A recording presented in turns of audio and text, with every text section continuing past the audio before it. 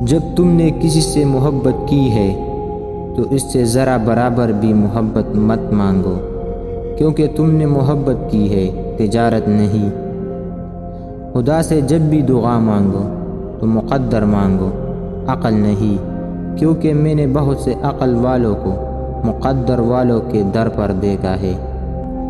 غیبت کرنا کمزور آدمی کی آخری کوشش ہوتی ہے۔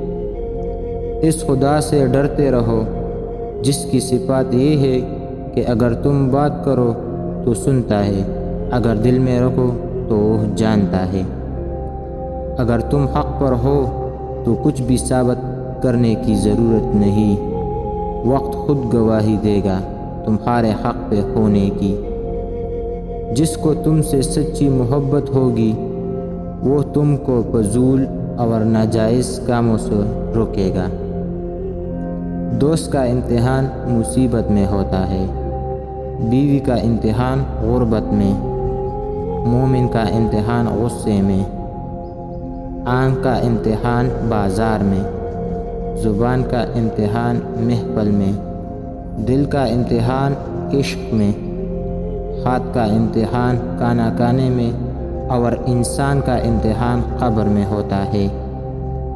جب بھی وقت ملے اپنے ماں باپ کے ساتھ بیٹھ جایا کرو، کیونکہ ماں باپ کے ساتھ گزرا وقت قیامت کے دن تمہاری نجات کا باعث بنے گا۔